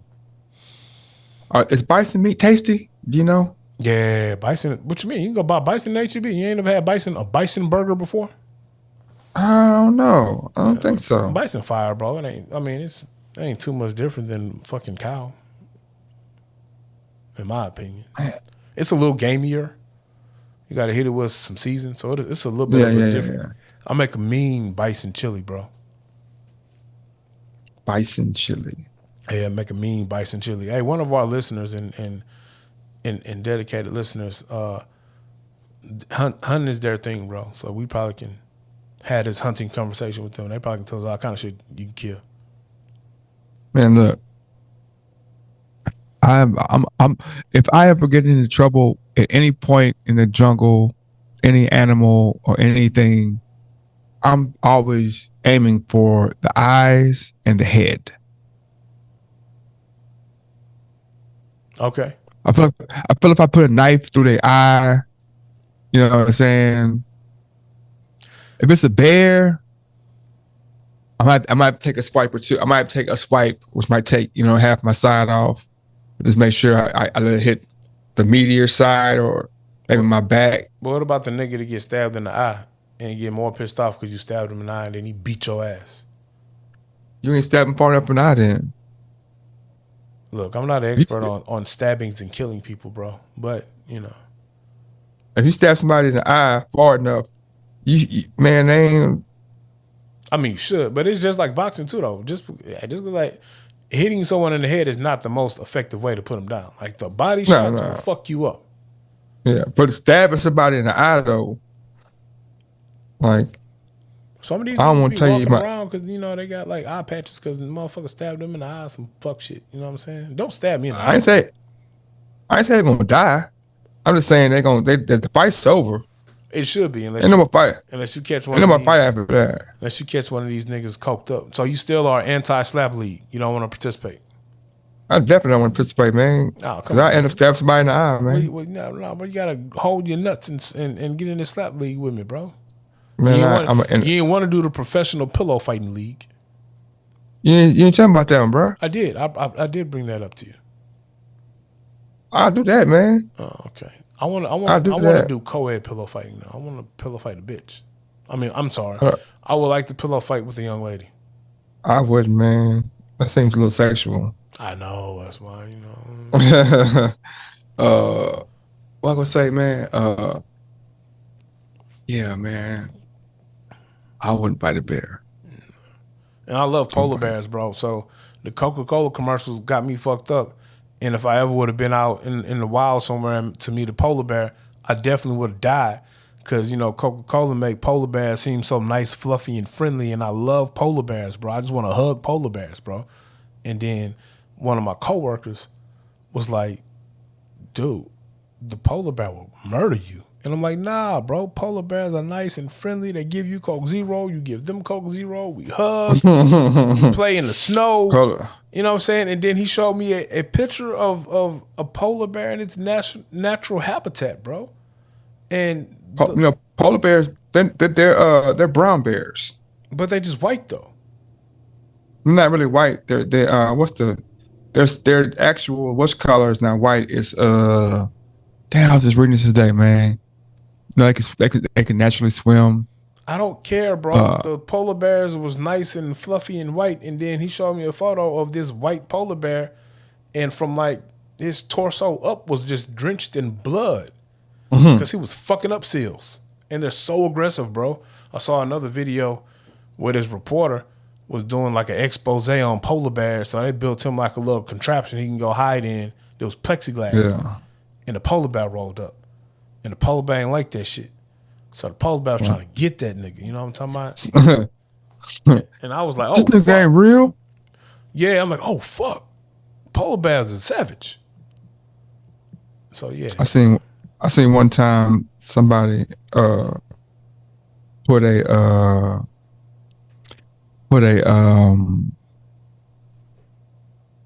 fake deer in their backyard. A fake deer. And then a fake deer. And a real deer came and tried to bone it, man. And the head came off. Wow. Oh, that was hilarious. That was hilarious, man. Yeah. I think it was on America's Funniest Videos. But he was the buck got on top of there and was banging it, and the head dropped off. I was like, oh. It's like, oh man, what happened to Velma? Man, that boy went back to his little deer village and told all his partners, man, fuck the head off that bitch. No, he probably went up to his partner and was like, say, man, you ever been like knocking down a doe and like a whole head fell off? Like, what? Like her whole head just fell off. Just man, head fell off. So man, how was that young little doe you went and met? Man, I fucked shit out that bitch. That bitch dead. Man, fuck the head off. I don't know if it was some exorcist stuff. I don't know if she was just, on her period or something. I don't know, but her head just came off. What you got in clothes? What you mean? Because it's late. It ain't late, but it's late for us. Yeah. What you mean the head came off, man? The doe whole head came off, man. I mean, the antlers too, nigga. But from the neck, like from the chest. Because I was asking what her name was. I said, what's your name is? You know what I'm saying? I didn't want to just keep calling her, doho. And man, her whole everything is, man, is you nut? Man, look. After that, I don't know what happened, man. All I know is, I don't know if I pissed on myself or I don't know. But I just took out running, man. I just ran. So you hitting the young lady, bro. You hitting her from the back. Yeah. She don't tell you she got a prosthetic on, because it's like y'all not like y'all might be doing some public sex type shit. Okay. And you hitting her from the back, bro, and then her prosthetic arm fall off. What you gonna do? Her arm fall off? Prosthetic falls off. What you gonna do? I mean, do you keep stroking? Do you freak the fuck out and jump out of it? And you almost hit the nut too, bro. Yeah, you stop, man. You stop. If you boom, I'm grabbing the arm from the back like this, and then all of a sudden, boom, and it come off, man. Oh man, man. But you like 3 strokes away from nothing, though.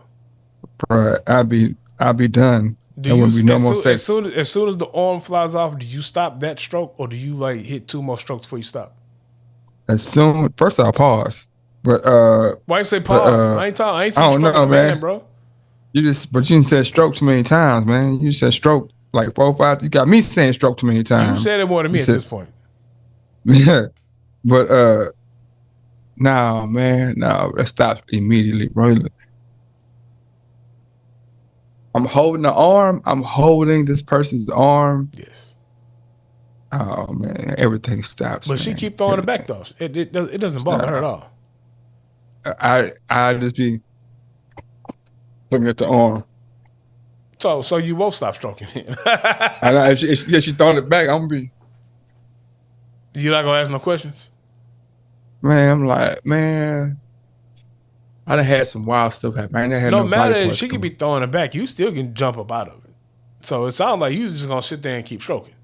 Now I'm gonna try to figure out I'm like, man, what is going on? What is this? Why you still in the throw it back? Man, no, we stopping immediately. I said we stopped. Like, hey man, what is this, man? Talking about no. You got to tell me. You got to tell me. So do you get it? You got to tell me. So do you get it to tell me? Do you get it to put the prosthetic back on, or you just continue without it? No, we have a conversation about it, and then you know what I'm saying.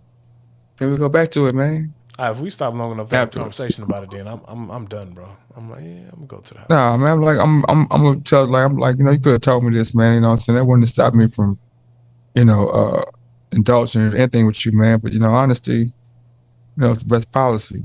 So you hitting them right. You hitting them right, and now, you hitting them from the back. It's getting good. Yeah. And then you reach for a how.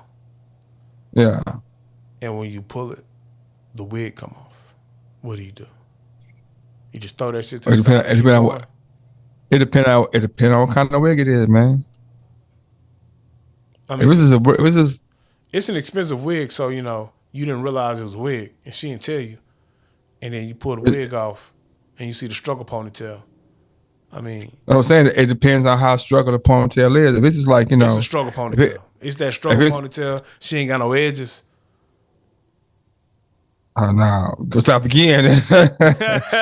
Hold up, man. You gonna stop again, bro? Time out. You gonna stop again, man. We have another time. I thought we just talked about this. I ain't gonna lie to you, bro. I thought we just talked about this, man. The wig, I might be like, oh shit, but then I'm gonna throw the wig in the corner. Nah, the wig. If she got the ponytail, I'm thinking about that Shalita Jackson used to have when I was the struggle is real ponytail, bro. Yeah, no, we have to stop. Got to stop immediately. Okay. So I'm gonna start laughing. I'm gonna start laughing, man. I'm definitely gonna start laughing. So I have to stop to gather my thoughts. Be like, oh, no,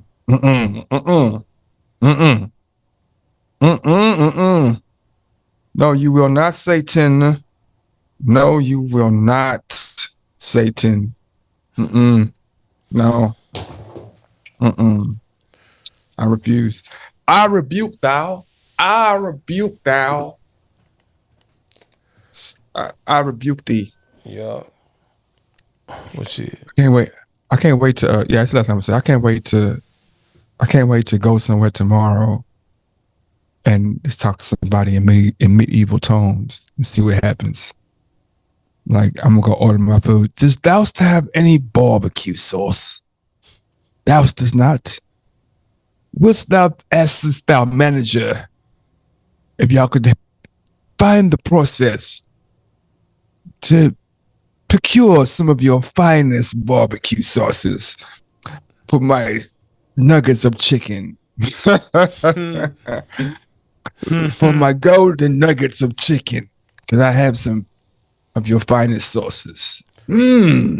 Apple. McDonald's barbecue sauce is slept on, by the way. It's very sweet and tangy. Yeah, it's slept on, bro. Well, you can't get it in bulk though, because if you ever try to get it in bulk, you be like, "This shit is nasty, this motherfucker." So I'll get it. I get like 6 of them because I go to McDonald's once a month and I get 6 of them. I only use 2. And then when I go somewhere else and get some fries, I use them. But yeah, you're right. If you eat that shit 2 days in a row, the second day is nasty. Yeah, that's the beauty of the McRib, man. Because the McRib, bro, it's got that barbecue sauce, but it's just the right amount to to where it's not nasty. Fuck the McRib, and I'm glad it's gone forever. It's not gone forever, bro. I say shit every 4 months. They say that, bro. The McRib is gone forever, my nigga. They say that every 4 months, bro. They say that every 4 months, man. I understand what you're saying, and I agree. I think it's gone forever this time. It needs to. They got you. I remember that time when they came back with the bone-in rib. I was like, oh, that was Burger King. And it's like, man, that shit is expensive. We didn't kill 7,000 baby pigs, man. The bone-in rib sandwich is trash to me, and the pork chop sandwich is trash to me as well, because I ain't got time to eat around a fucking bone while I'm trying to eat my sandwich. Today, earlier, I don't know why it popped in my head, but I sang it probably in my head for like maybe 30 minutes straight this morning. Like, he say, give me what you got for a pork chop. Say, give me what you got. For a pork chop. For a pork chop. Give me what you got. The thing, the wonderful, beautiful thing that you have been saving for marriage and maybe or your true love. Just give it up for a pork chop. Give that to me for a pork chop. Not even a pork chop sandwich. Just a pork chop. Just the pork chop by itself. Which I'm assuming isn't fried. I'm assuming this is a grilled. You know what I'm saying? I know for sure it's not a battered pork chop. It's 100% fried in somebody's kitchen, bro. But give me what you got for a pork chop. That's a crazy lyric, man. That's crazy. That's a crazy lyric. Give me what you got for a pork chop. Yeah, man. It rhymed, though. It rhymed. That's why it really made the cut. Yeah. That's when niggas like, oh, give me what you got for a pork chop. For a pork chop. Hell yeah.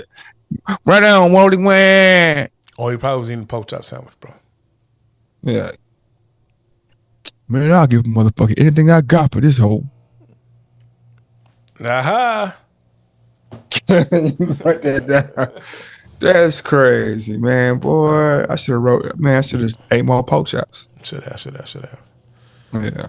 Well, look, audience out there, this has been another riveting episode of the 16 Shots podcast with Young James Boogie. You are crazy. And tell me how you took, and I'm gonna tell you what I meant. And we up. No, I'm talking about instruments to get the bitches, man.